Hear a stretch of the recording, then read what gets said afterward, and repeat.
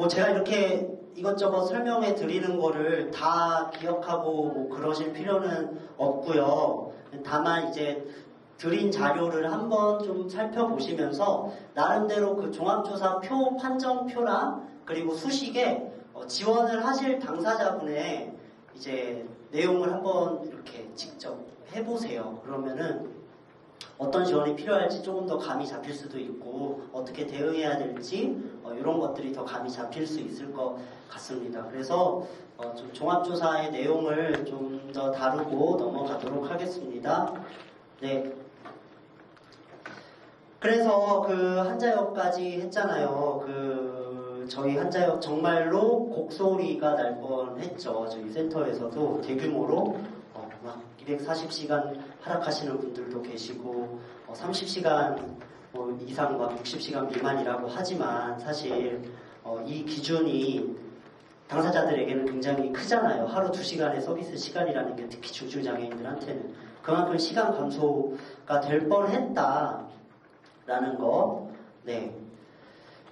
이것도 이제 좀 보시면 이거는 산적특례자들을 제외한 그런 나머지 수급자들, 종합조사로 활동지원을 수급받고 있는 사람들의 분포도가 어떻게 되느냐. 아까 평균 시간이 120시간에서 127시간으로 늘었다고 했잖아요. 이게 보시면은 다 그 120시간 언저리에 있는 그 구간에 당사자분들이 몰려 계세요. 이 1구간이 465점이고 최대 시간이 월 480시간이거든요.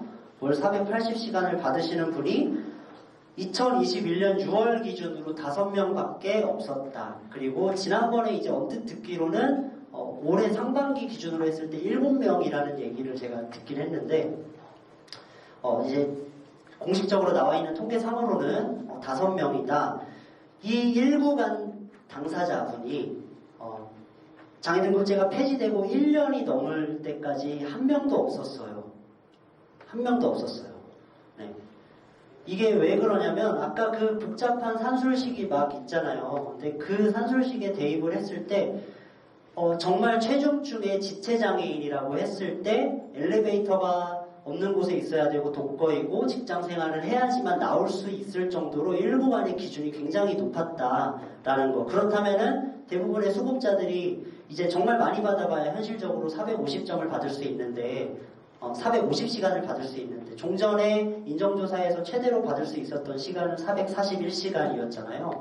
총량에서 월 9시간밖에 들지 않은 거예요. 그렇기 때문에 저희는 이 시간 자체를 우선 좀 확대해야 된다라는 요구를 계속 하고 있고 이 문제 때문에 이제 산적특례 문제도 있고 1구간이 발생하지 않는 문제도 있다 보니까 고시개정위원회가 2019년도에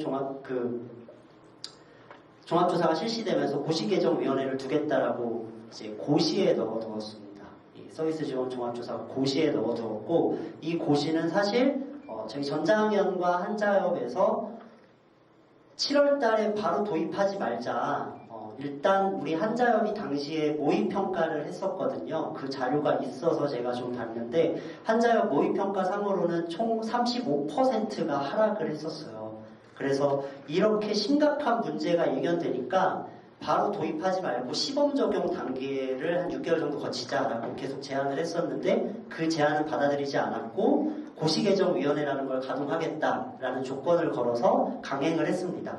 그리고 그 고시개정위원회에서 1구간이 나오지 않는 문제 그리고 서비스 수급자들의 시간이 감소하는 문제를 어떻게 해소할 것인지 다뤘을 때 한자협 전장위원회 요구는 전체적으로 이제 1구간씩 상향을 시키자라는 거였어요. 그래서 평균 감소 시간보다 조금씩 더 높여서 종합조사 도입의 취지에 맞게 서비스 양을 확대하자라고 제안을 했었는데 복지부는 이 시계수라는 거, 이 시계수가 사실은 종합조사에서 등급을 결정하는 거거든요. 이 시계수를 곱하는 거는 X3 값입니다. X3 값은 아까 말씀드렸듯이 인정조사 때 인정조사 때 추가급여였던 가구환경이에요. 이 X3의 시계수를 곱하는 건데 이 시계수는 이렇게 등급화가 되어 있어요. 이 등급화는 X1 정수에서 득점을 얼마냐 하느냐에 따라서 나눠집니다. 근데 고시개정위원회를 통해서 요 500점 이상 득점한 사람들에 대한 등급이 새로 신설이 됐어요. 이게 고시개정위원회에서 최중증 장애인들에게 시간을 더 주겠다라고 얘기하면서 이 C계수를 신설한 거고 우리 안은 받아들이지 않았다. 그래서 이 C계수를 신설을 해서 고작 나온 게 1등급 5명이라는 거. 그리고 이 C계수에 해당하는 이제 500점 이상 X1에서 득점을 할 수 있는 장애인분들은 총 54명밖에 되지 않는다. 요거 하나 포인트로 짚고 넘어가도록 하겠습니다. 그리고 요게 이제 가장 중요한 것 같아요. 가장 중요하다기보다는 정말 중요한 문제 중 하나인 것 같아요. 기존 인정조사로 이제 수급을 받던 사람들이 종합조사로 넘어왔을 때 피해를 입으면 이렇게 산정특례라는 조치로 보호라는 말이 좀 이상하지만 어쨌든 피해는 입지 않을 수 있잖아요. 큰 피해는 입지 않을 수 있는데 종합조사로 신규로 활동지원 서비스를 이용하시는 분들은 정말 필요를 반영받지 못하고 있는 문제가 있는 거죠. 이 산정특례라는 게 결국에는 당사자의 필요도를 책정하지 못하고 기존에 이용하던 사람들의 시간까지 삭감하는 그렇게 좀 부족한 판정 체계인데 이 판정 체계를 통해서 신규로 들어오시는 분들은 발달장애인들 되게 많이 탈락하시거든요. 신규로 신청하셨다가 탈락하시고 정말 중증의 장애인이심에도 불구하고 12구간 한 달 150시간밖에 받지 못하는 장애인들이 굉장히 많을 것 같다. 그리고 우리 센터에서도 분명히 많으실 거예요. 그래서 센터에서 혹시 자기 시간이 너무 적다라고 이렇게 호소하시는 분들이 계시면 이런 맥락을 좀 염두에 두고 계시면 될 것 같습니다. 이게 판정 체계의 문제예요. 그래서 이따 뒤에서 잠깐 다루겠지만 센터에서 적극적으로 대응을 할 수 있는 방안이 좀 같이 모색했으면 좋겠다. 라는 거. 네.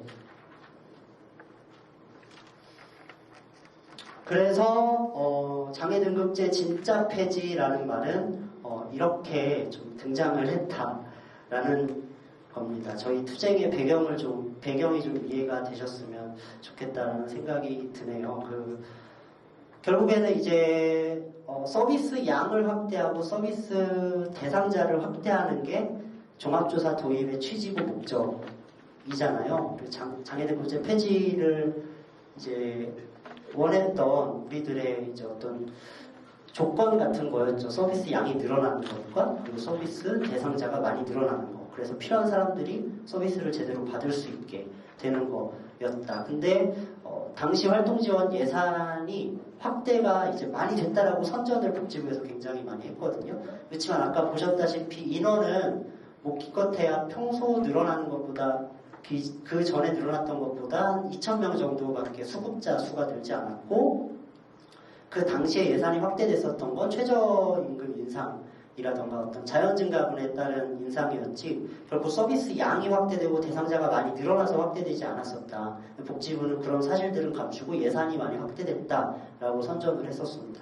그래서 이제 막 상이행각이다. 저희가 막 이런 표현들을 쓰는 게 정말 그렇기 때문이에요. 이 예산 서비스에서의 어떤 질적인 변화가 이루어지지 않을 정도였고 예산의 확대는 그리고 판정 체계는 중증 장애인의 신체적 필요도가 반영이 되지 않고 있고 기능 제한 영역이 배점이 많음에도 불구하고 지체 장애인도 그렇고 뭐 뇌병변 장애인도 그렇고 그 영역에서조차 제대로 반영을 받지 못하고 있는 판정표고 그리고 장애인의 개별적인 요구나 환경 같은 것들이 반영될 수 없는 판정표다. 그리고 이제 이게 좀 중요한 것 같습니다. 이 두 가지가. 발달장애인에 대한 주간활동 서비스가 종합조사 이제 개발하던 단계 중에 시범사업이 시행됐고 2019년도부터 이제 시행이 됐잖아요. 지금 주간활동 서비스 이용하시는 발달장애인들 활동지원 시간 차감하고 있잖아요. 근데 차감을 하고 있어요. 이게 기본형 확장형 해가지고 이 주간활동 서비스를 이용하는 발달장애인은 활동지원 시간을 이렇게 월 한도에서 차감을 하고 있어요.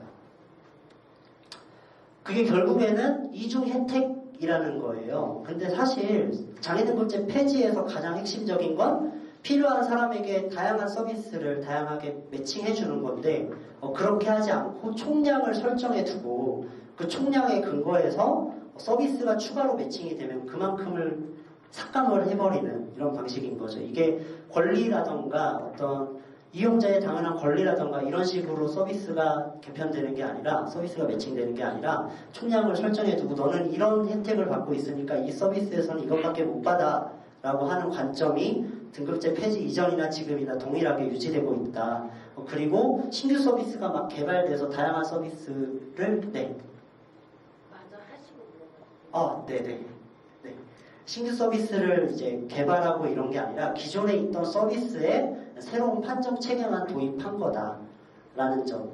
그래서 장애 등급제 폐지라는 건 결국에는 굉장히 허울뿐인 어떤 가짜 폐지였다라는 거. 네. 방금 주간활동 서비스 하시면 활동지원 시간에서 차감된다고 하셨잖아요. 네. 방과후 활동 서비스. 사후보험에서 지금 주간활동 서비스랑 방과후 활동 서비스 두 가지를 지원하고 계시잖아요. 사회 서비스로. 근데 방금 말씀하신 주간활동 서비스는 활동지원에서 차감된다고 하셨는데 제가 엊그저께 방과후 활동 서비스는 차감이 안 된 걸로 지금 처리를 해놔가지고 그거를 좀 여쭤보려고요. 네, 그 질문은 그 발달장애인 서비스 중에 주간활동 서비스와 방과후 활동 서비스가 따로 있어요. 그런데 주간활동 서비스는 활동 지원 시간을 차감하고요. 방과후 활동은 별개의 서비스예요. 네. 네, 감사합니다. 저도 감사합니다. 네. 이렇게 제가 이제 좀 긴가민가한 답변들에 대해서는 저희 김태훈 정책실장님께서 대신 답변을 해주시도록 하겠습니다. 그래서 이제 산정특례 대책을 마련하고 종합조사 개편을 해야 된다. 이 종합조사 개편이라는 건 조사표를 뭐 개편하라 이런 게 아니고 종합조사라는 어떤 서비스 사정 과정 안에 종합조사표라는 판정 도구가 있는 거잖아요. 이 판정 도구도 개편해야 되긴 하지만 종합조사 이 어떤 서비스 사정하는 과정 자체를 좀 개편을 해야 된다. 지금 방문조사 그냥 와서 10분 하고 끝나잖아요. 그 10분 동안 어떻게 조사관이 당사자의 욕구를 파악할 수 있고 당사자의 환경을 파악할 수 있겠습니까? 그래서 당사자가 이 종합조사 과정 안에 참여할 수 있는 구조를 마련해야 된다라는 어떤 핵심적인 요구가 좀 있고요. 그리고 산정특례자들을 최초 1회라는 단서가 있었으니까 이건 정말 사형 선고이고 시한부 선고거든요. 저희 정말 당사자들과 당사자 가족들한테. 그래서 그거 막기 위해서 이렇게 다양하게 투쟁을 했고 6월이 얼마 안 됐죠. 저희가 올해 좀 되게 열심히 활동했어요. 이 국회 앞에서 기자회견도 하고 그리고 이제 전국에서 현황 취합도 하면서 나름대로 분석하고 필요한 곳에 활용하고 그리고 국회 앞에서 기자회견하고 뭐 5월 26일 날 또 전국 결의대회를 저희가 긴급으로 조직했었는데 그때 또 많이 모여주셔서 기재부 장관집 앞에서 투쟁을 했고 그리고 한자협 같은 경우는 등급제 폐지 이후에 3년 동안 계속 이제 종합조사를 가지고 정책 토론회를 했거든요. 그래서 이런 문제 제기들이 계속해서 저희 한자협으로부터 좀 생산이 됐습니다. 이게 국회에서의 국정감사도 그렇고 종합조사에 대한 문제 제기라던가 이런 것들이 지금 저기 앉아 계시는 김태욱 정책실장님도 계시지만 한자협에서 굉장히 많이 투쟁하고 그러면서 의제화 시켰다. 그래서 얼마 전입니다. 6월 2일 날 이제 산정특례를 그냥 계속 유지하겠다라고 복지부에서 발표를 했어요. 네, 복지부에서 발표를 했고 저는 이제 좀 놀랐습니다. 계속 유지한다라는 거에 놀란 것보다 사실 이게 복지부 입장에서도 엄청 부담스러운 일일 거거든요. 이게 어쨌든 자기네들의 자기네들이 제도를 바꿈으로써 발생한 피해 사례다 보니까 굉장히 많은 부담이 있었을 거고 정말 중증장애인 중에 240시간씩 떨어지시는 분들 이분들에 대해서는 어떤 지원 계획이 나름대로 있었을 거예요. 그렇지만 중요한 건 이제 20시간, 뭐 40시간 이런 분들이었죠. 이런 분들 같은 경우에는 복지부 입장에서는 종합조사 라는 이 판정 도구가 더 적절하고 이게 더 분명히 적절하게 서비스 양을 판정했다라고 판단을 했을 텐데 그런 것들을 좀 이제 뒤엎은 거죠. 이제 뒤엎고 피해가 발생하지 않도록 계속해서 유지하겠다. 그렇기 때문에 이거는 저는 굉장히 큰 투쟁의 성과라고 좀 생각을 합니다. 그래서 2만 1,000명이에요. 무려 2만 1,000명이면 인정조사로 활동지원 수급하시던 분들이 이제 뭐 대략 8만 5천 명이 안 됐을 거예요. 당시에 실제 이용자들이. 실제 이용자의 2만 1,000명이면 진짜 4명 중 1명이거든요. 4명 중 1명이면은 정말 어마어마하게 많은 사람들이 피해를 입었었구나. 그리고 정말 많은 사람들, 신규로 진입한 약 2만 명이 넘는 사람들이 정말 제대로 시간을 판정받지 못하고 있구나라는 좀 문제의식이 들었습니다. 그래서 어쨌든 투쟁의 성과인 것은 분명하지만 여전한 건 복지부에서 종합조사를 어떻게 개선할 것인가에 대한 어떤 입장을 또 밝히지 않았어요. 이게 3년 전부터 계속해서 얘기했던 건데 이제 와서 좀 연구를 하겠다라는 정도의 내용만 들어가 있거든요. 연구를 하면은 또 언제 개선이 될지도 모르고 개선 계획이 나올지 개선이 될지 뭐 이런 것들에 대해서 전혀 아무런 입장이 나오지 않아서 저희는 산정특례라는 것은 이제 본질적인 어떤 문제 해결을 통해서 없어져야 하는 제도이지 특례라는 결국 이게 제도잖아요. 기존 몇몇을 산정해가지고 그 사람들에 대해서 특례를 한다라는 거잖아요. 말 그대로. 그래서 이거는 그런 문제로 해결할 사안이 아니라 종합조사를 좀 본질적으로 개선을 해서 산정 특례라는 어떤 특례 조치가 아니라 이 판정 체계 안에서 적절하게 서비스 시간을 보장받을 수 있도록 개선해야 된다라고 주장을 하고 있습니다. 그래서 이게 요구안이에요. 그 활동지원 예산이 2.9조 원으로 저희가 장애인 권리 예산 투쟁 지금 하고 있잖아요. 권리 예산 안에 뭐 탈시설 예산, 이동권 예산 등등 있지만 가장 큰 덩어리가 당연히 활동 지원인데 올해 복지부 예산이 1조 7천이거든요. 1.7조. 1.2조, 사실 이제 2.9조라고 했는데 3조예요. 2조 9,800억입니다. 저희 요구하는.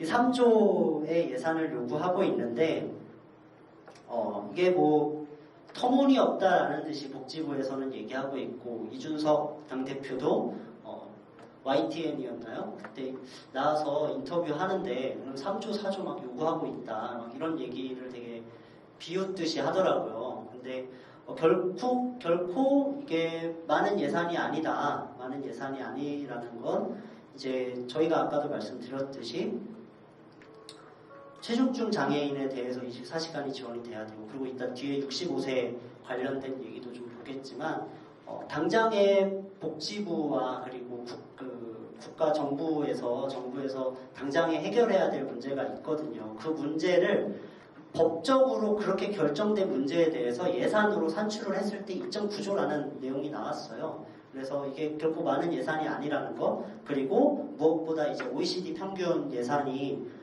GDP 대비 0.6% 2%인데 우리나라는 0.6%밖에 되지 않는다. 그래서 지금보다 무려 10조를 넘게 늘려도 그 수치에 다다를 수 없다라는 거. 그래서 그렇게 투쟁을 좀 하고 있습니다. 정책 요구는 여기에서 좀 살펴볼 건 이 부분이에요.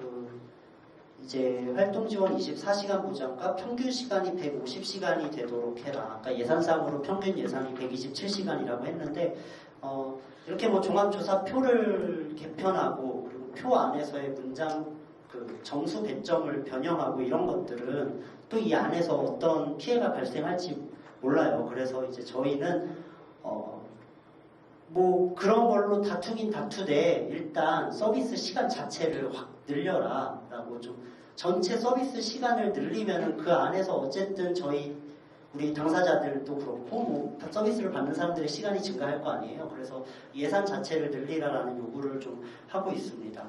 가장 중요한 건 요건 정책 요구 안에서 가장 중요한 건 당사자 참여 구조를 마련해라 라는 거.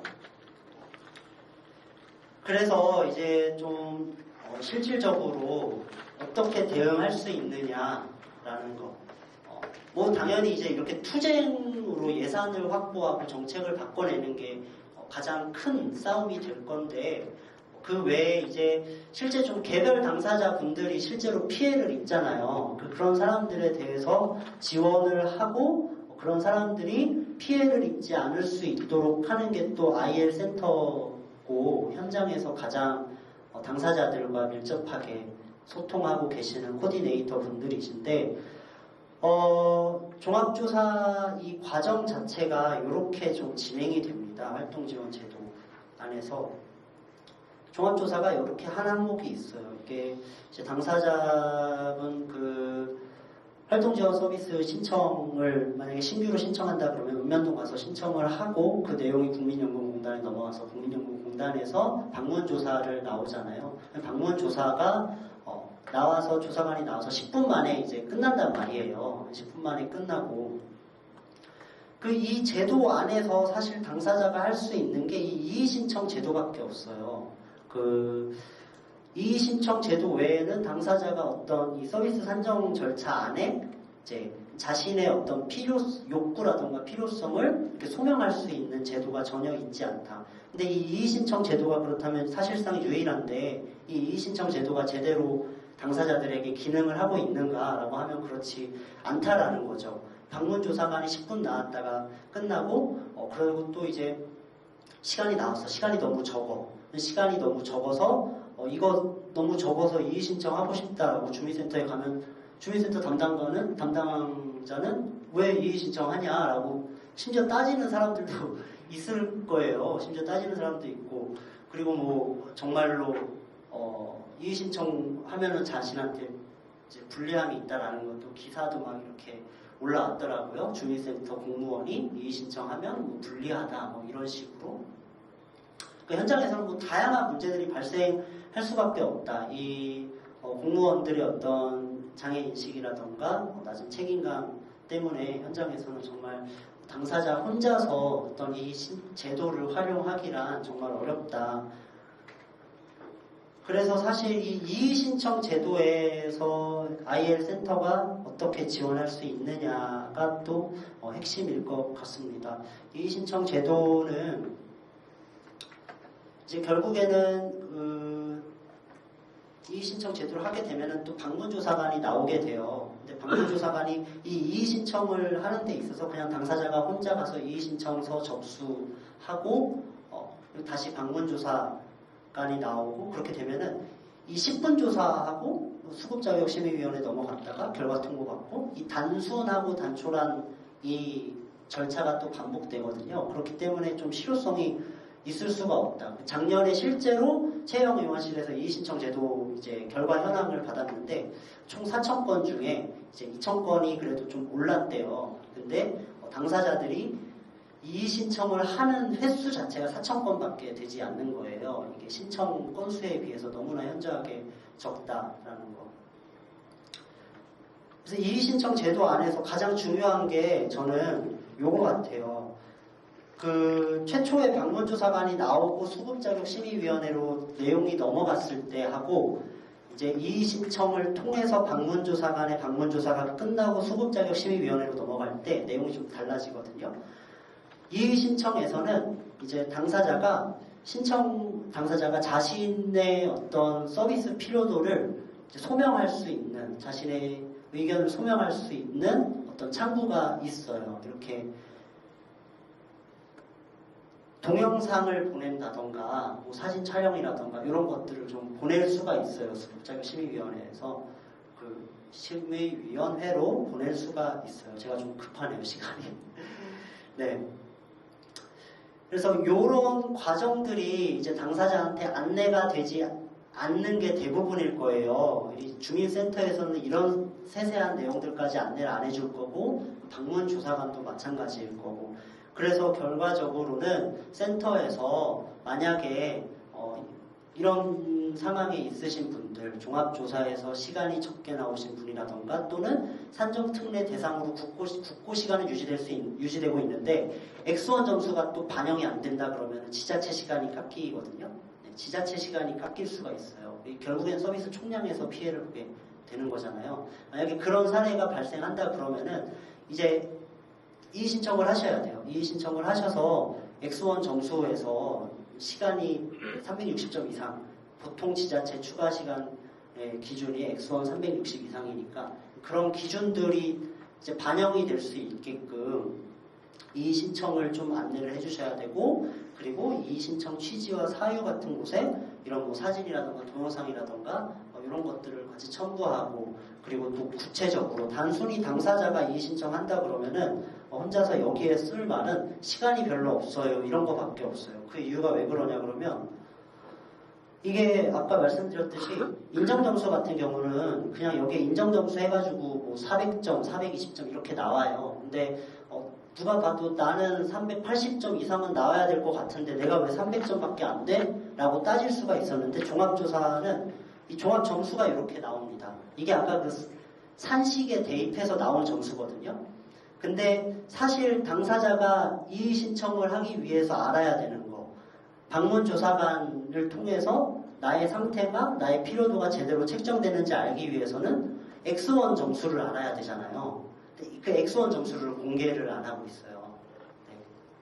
그래서 서기호 소장님께서 정보공개 청구를 했다가 거부 처분을 받아서 행정소송을 진행하고 있고, 그게 작년 4월달에 행정소송 이제 청구하고 나서 11월달에 승소를 했습니다.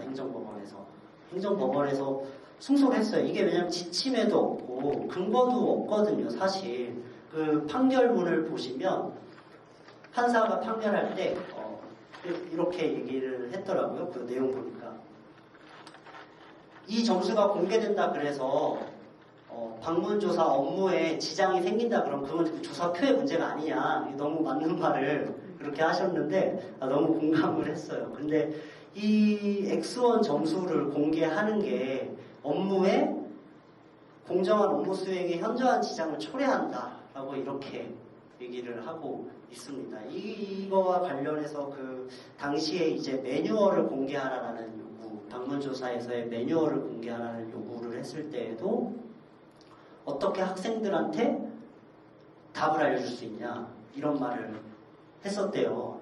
제가 들은 거예요. 네, 어떻게 학생들한테 답을 알려주냐. 네? 답을 알아야 직접. 네, 그러니까요. 그래서 그렇게 얘기를 했다고 하더라고요. 그러니까 이게 당사자가 자신에게 가장 중요한 정보인데, X1은.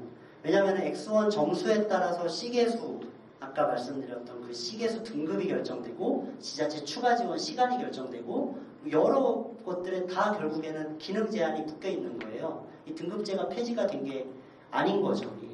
다 기능 제한이 묶여 있는데 그 X1 점수를 알려주지 않고 있다. 그래서 사실 당사자가 여기에 여기에 이제 사유를 쓸 게 없어요. 종합 점수를 통해서 시간이 적게 나왔다. 시간이 너무 적어요. 내 일상에서는 어쩌고 저쩌고 이렇게 하소연밖에 할 수가 없는 거예요. 근데 그게 이의 신청이 아니잖아요. 제도 안에서 내가 소명을 하려면은 내 점수가 이렇게 돼서는 안 된다라는 걸 정확하게 알고 그거에 따라서 소명을 할 수 있어야 되는데, 현재 이의 신청 제도 자체도 만들어져 존재하고 있지만 그렇게 실효성 있는 제도로 기능할 수 없는 상태다. 저는 이걸 보고 정말 이제 화가 났는데, 그걸 안 알려주고 있는데 이거는 또 지자체마다 또 달라요. 지자체마다 어떤 공무원은 그렇죠, 당사자가 알아야 하죠. 몰라서 당사자가 알아야 되는 게 맞는 것 같아요 라고 하면서 알려주셨대요, 이분은. 근데 여기를 보시면 여기 이렇게 다 세세하게 다 나와 있어요. X1, X2, X3. 그래서 옷 갈아입기에서 몇 점 받았는지 이게 결국엔 그냥 방문조사관이 가서 점수 책정한 그대로 입력되는 거예요. 그대로 입력되고, 그리고 주민센터나 읍면동사무소 사람들은, 담당자는 이거 보고 이 사람 이렇네 라고 알 수 있는 거고. 근데 이거를 보면은 여기에 이렇게 소개로 해서 점수가 다 나와 있어요. 그냥 검색하면 나오는 건데 이걸 알려주지 않고 있다라는 거, 그리고 방문조사관이 체크한 항목별 점수대로 그대로 산출이 된다라는 거. 네. 여기에서 더 하고 싶은 말이 있는데, 그리고 여기 이제 이동지원 서비스가 있잖아요. 그 2019년부터 이동지원 종합조사도 실시가 됐는데 사실 이 이동지원 서비스 같은 경우에 새로 신청해서 새로 방문조사관이 나와서 해야 되는데 방문조사관들 늘 공단에서 이제 인력 없다 그러거든요. 그래서 원래는 2명이 나가야 되는데 그냥 보통 1명이 나가고 있어요. 지침상에 탄력적으로 운영 가능하다라는 단서를 달아두고 1명이 나가고 있는데 이동지원 서비스 같은 경우도 새로 내가 이동지원 받고 싶어서 등록을 하게 되면은 신청을 하게 되면은 나와서 조사를 하는 게 아니라 그냥 기존에 활동 지원을 신청했던 사람이 이제 있다 그러면은 이 이동지원 종합조사표라는 게 따로 정해져 있긴 해요. 근데 그게 이제 새로운 내용이 아니라 아까 보셨던 그 종합조사표 항목에서 몇 개를 뺀 거거든요. 그래서 합계가 277점, 244점인가 그럴 거예요. 근데 그 중에 177점을 이제 얻게 되면은 적합 판정을 받을 수 있거든요. 근데 그 이동지원 이거는 이제 보행상 장애가 없는 중복장애인들만 또 대상이에요. 그것도 문제인데, 네.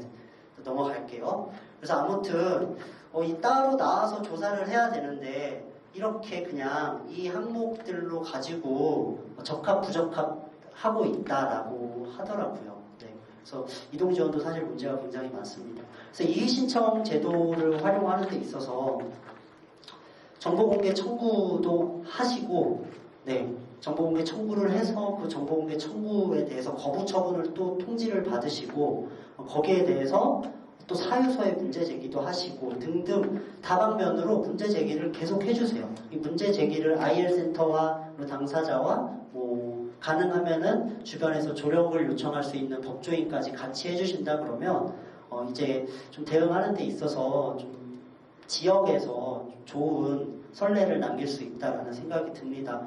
그리고 그런 어떤 증빙 서류들이 많이 갖춰질수록 이제 소송 말고 행정심판이라는 게 있어요. 이 행정심판이라는 건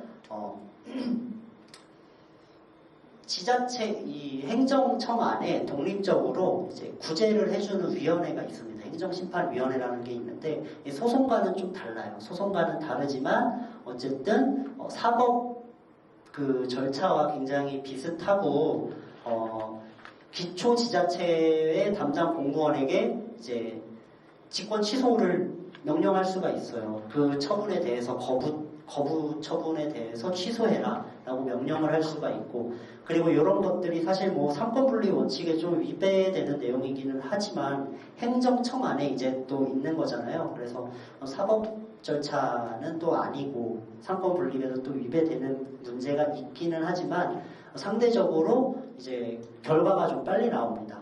이 행정심판은 청구를 받으면 60일 이내에 재결을 해야 되거든요. 그래서 이런 행정심판 제도를 또 활용을 하셔라. 네, 요거는 아까 말씀드렸던 정보공개 청구도 그렇고 이의신청도 그렇고 여러 가지 이런 시도들을 통해서 증빙 자료가 많을수록 유리해지니까 이런 대응들을 하실 수 있다라는 거, 네, 좀 말씀을 드립니다. 네, 종합조사를 여기까지 좀 진행을 했어요. 우선은 지금 줌에 계신 분들은 채팅을 남겨주실 수 있으면 채팅을 남겨주시고요. 현장에 계신 분들 질문을 먼저 받고 따로 줌에서 질문을 받도록 하겠습니다. 네, 여기까지 좀 질문이 있으실까요? 아주 짧게 간략하게 핵심을 알려드릴게요. 그러니까 종합조사 IL센터나 당사자가 이의신청 할 때 아주 핵심적인 키워드만 알려드리겠습니다. 모든 행정 조치는 지자체입니다. 행정적인 결정은 다 지자체입니다. 국민연금공단은 조사의 권한만 있습니다. 행정 권한은 없습니다. 자, 그래서 이의신청은 모든 주민센터에서 해야 되고 주민센터 담당 공무원은 이의신청자에게 반드시 이의신청할 수 있는 절차를 안내해야 돼요. 그러니까 사진이나 동영상 이런 것까지 세세하게 안내해야 돼요. 그러면 담당 공무원은 공단에 연락을 합니다. 공단은 연락을 받아서 당사자하고 전화를 해서 언제 조사 가겠습니다 라고 연락이 옵니다. 그리고 조사 이의 신청했을 때 국민연금공단 조사원은 그 전에 왔던 사람이 아니어야 돼요. 다른 사람이 와서 하셔야 돼요. 그리고 공단 조사가 끝나고 나면 다시 행정주민센터에서 수급자격 심의위원회를 엽니다. 수자위를 열어요. 그래서 최종 결정이 되고 결정된 문서, 사회보장급여 통지서가 당사자한테 배부가 되는 형태예요. 그러니까 제일 중요한 거는 당사자가 사회보장급여 통지서를 서면으로 받게 되어 있습니다. 서면으로 받은 날부터 90일 이내에 이의 신청을 해야 돼요. 90일 이내에 이의 신청을 해야 되고, 단 당사자가 서면으로 받지 못했다, 특별한 사유가 있으면 90일을 넘길 수 있습니다. 요거가 가장 키포인트예요. 서면으로 받았을 때 90일이지만 서면으로 받지 못하거나 특별한 목적이나 이의 신청을 할 수 없었을 사유가 있으면 90일을 넘기셔도 됩니다. 네. 그리고 이의 신청을 하셨을 때 액수원 값을 안 가르쳐 주잖아요. 그러니까 당사자의 일상생활의 사진이나 동영상, 수자위에서 하고 싶은 이야기를 영상으로 찍어서 반드시 제출해 주세요. 이건 센터에서 하실 수 있는 일이에요. 네. 그리고 공단 조사자가 옵니다. 공단 조사자가 몇 분 정도 질문을 하고 갔냐, 당사자한테 꼭 물어보세요. 어떤 분은 1, 2분도 안 하시고 가는데 많고요. 5분, 10분. 발달장애인 같은 경우는 1시간 할 때도 있대요. 그런데 거의 10분, 15분 이내에 다 끝납니다. 행정 절차는 한 달 이상이 걸려요. 이의 신청을 하게 되면 신청한 일로부터 공단 조사 끝나고 수급작업 심의위원회까지 마치려면 한 달 이상이 걸려요. 그러니까 요거를 참조해 주시고 이의 신청을 진행해 주시면 되고요. 그 개인정보 공개 청구는요, 어려운 게 아니에요. 어려운 게 아닙니다. 개인정보 청구는 인터넷 가셔서 개인이 인터넷에서 나 이렇게 종합조사 받았습니다. X원값을 알고 싶어요. 인터넷에서 민원을 넣으시면 돼요. 개인정보 청구. 그러면 곧장 답변이 올 겁니다. 그래서 이러한 결과로 가르쳐 드릴 수 없습니다.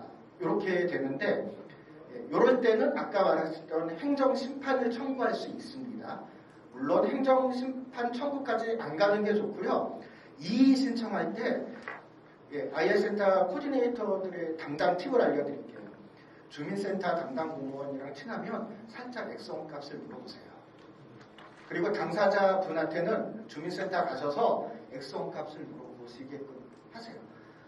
그러니까 공무원들이 계속 순환 보직을 하다 보니까 신규로 오신 분들 알려주시는 분들이 계세요. 네. 네. 그리고 지역 공단 직원이랑 안면이 있다? 살짝 물어보세요. X1 값만 알면 모든 게 해결이 됩니다. X2, X3 값이 산출이 가능해요.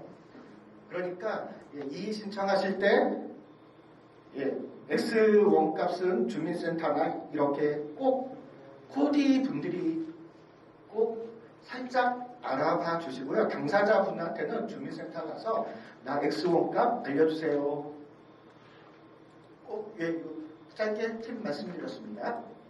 네, 질문이요. 잠시만요. 질문 먼저 할게요. 이의 신청 시 모든 분들은 다시 조사를 받을 수 있나요? 조사를 다시 안 받을 수 있나요? 자, 아까 이의 신청을 했을 때 조사관이, 그러니까 국민연금 조사원이 다시 모두 방문을 하느냐? 방문을 해야 됩니다, 원칙은. 그런데 이의 신청 중에 예를 들어서 가족 환경이 바뀌었다. 이거는 조사 안 합니다. 조사로 오지 않습니다. 왜? 가족 환경 증명서만 제출하면 됩니다. 마찬가지로 X2, X3는 조사를 안 할 수 있어요. 왜냐하면 서류로 증명이 됩니다. X2는 사회활동, 직장을 다니느냐, 학교를 다니느냐. 이것 때문에 공단에서 재조사 오진 않습니다. 이 신청했을 때 X1값, 기능 제한값이 변했을 때만 오고요. 사회 환경이나 가족 환경이 바뀌었을 때는 오지 않습니다. 서류로 대처할 수 있습니다. 그러니까 학교에 다니면 학교 다니는 거 재직증명서, 직장은 재직증명서, 그리고 독거 같은 경우는 주민등록상에 나와 있는 등본이나 이런 것을 제출하면 다 인정받을 수 있습니다. 네, 질문.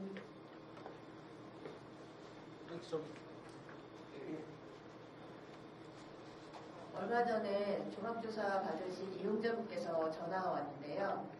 방문을 해서 한 30분 동안 뭘 물어보는데 이게 이제 장애 유형이라든가 어떤 일상생활의 불편 이런 게 물어보는 게 아니라 굉장히 개인적인 질문들을 한 30분 물어보고 뭐 체크도 안 하고 그냥 가셨대요. 그래서 이게 굉장히 궁금하신 거예요. 내 어떤 장애 상태라든가 일상생활의 어떤 이런 문제점들을 어떻게 그분이 체크했는지 그걸 보고 싶다고 하시는 거예요. 그래서 어디로 연락하면 됩니까? 하고 물어보셨거든요. 그래서 저는 이제 그걸 조사원들은 이제 국민연금공단에서 나오시는 분이라 거기로 이제 문의하시라고 했는데 그럼 그 지자체에다가 문의를 해야 되는 건가요? 그리고 또 그 부분이랑 그리고 이제 그 체크를 한 다음에 제가 다른 이용자분들에게 여러 분 이제 여쭤봤더니 한 분도 어떻게 체크했는지 확인하신 분들이 없으시더라고요. 당연히 그분들은 보여주지도 않으시고. 근데 자기 당사자에 대한 이 체크리스트인데 다 체크한 다음에는 당연히 그 당사자한테 공개를 해주고 돌아가셔야 되는 게 아닌가 하는 생각을 했거든요. 네, 그게 당연히 그렇다라고 저희가 얘기는 하고 있죠. 근데 아까 말씀드린 것처럼 공단은 오히려 진짜 안 알려줄 거예요. 이게 결국 이거예요. 그 체크한 게 공단 조사관들이 와서 체크하고 간 게 이거거든요. 지금 보시면. 네네, 이거예요. 이거 공단은 진짜 절대 공단 조사원은 절대 안 알려줄 거예요. 공단 조사원은 절대 안 알려줄 거고, 이거는 아까 태원 실장님께서 말씀하신 것처럼, 네, 주민센터로 가서 좀 시도를 해보시는 게 좋다. 그리고 정보공개 청구도 하실 수 있고, 공단은 진짜 절대 안 알려줄 거예요. 이게 공단 입장이에요. 어떻게 학생들한테 저걸 알려줄 수 있냐 이거고, 또 공정한 업무 수행에 지장을 초래한다라는 것이고. 네. 활동지원 심사에서 이 신청은 1회로 한해져 있잖아요. 네. 그럼 이 신청을 하고 이분이 그냥 목소리로 이 신청 같은 경우에는 1회로 한해되어 있어요. 그러면 이 결과에 그냥 승복을 하게 되면 지금 종합점 수표로 바뀌고 나서 3년으로 바뀌었잖아요. 활동지원 등급 심사가. 그럼 3년은 무조건 이거대로 그냥 가야 되는 거예요? 변경도 안 돼요, 중간에? 중간에 변경 신청을 하면 네네. 원래 처음에 저희가 등급형이었다가 구간형으로 바꿀 때 미리 변경을 했거든요.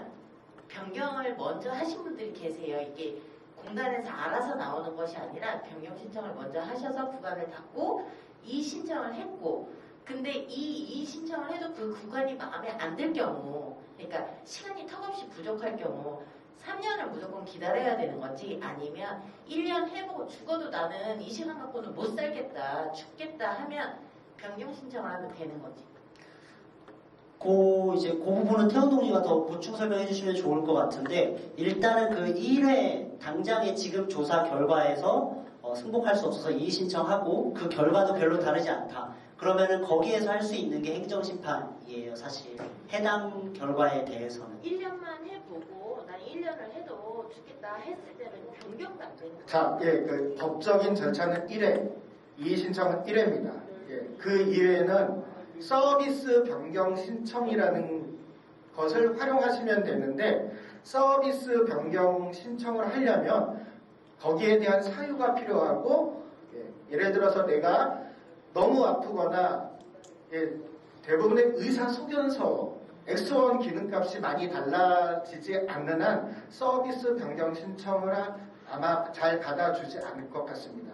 그러니까 X1 기능 제한된 상에 치료나 더 악화되었다. 그래서 나는 서비스 변경 신청을 합니다. 라는 방식이 하나가 있고요. 이건 언제든지 가능을 해요. 다만 거기에 필요한 증빙 서류를 제출을 해야 되고요.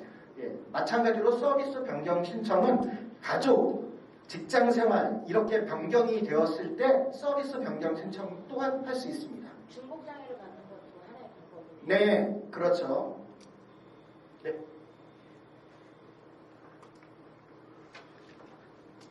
네. 네.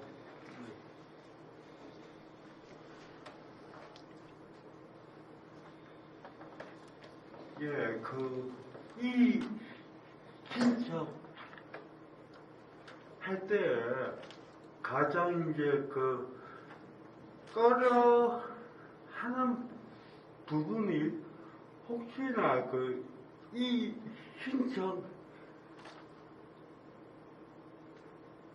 하고 시간이 하락하는 것을 가장 걱정을 하시는 것 같은데.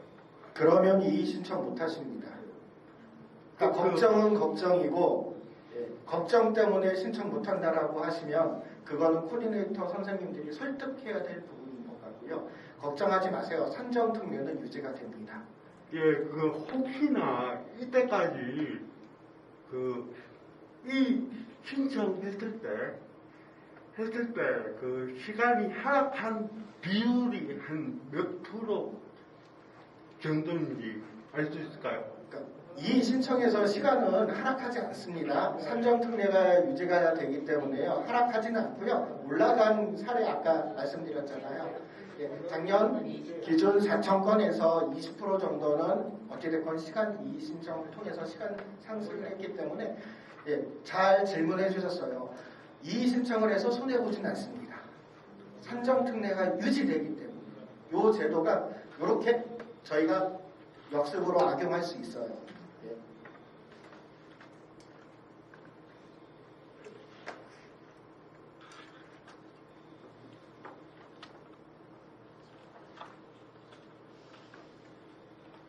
네. 질문 하나 들어왔는데요. 처음 신청하신 분도 이의 신청한 후 3년 후에 신청 가능한가요? 이거 그냥 제가 나름대로 해석할게요. 종합조사 처음 받으셨고 3년 후에 다시 갱신을 하실 거잖아요. 자, 종합조사 처음 받으셔도요. 이의 신청을 하실 수 있습니다. 그리고 갱신하신 분도 이의 신청을 할 수 있습니다. 그러니까 종합조사를 처음 받건 갱신을 하건 이의 신청은 각각 한 번씩 꼭 하실 수 있다.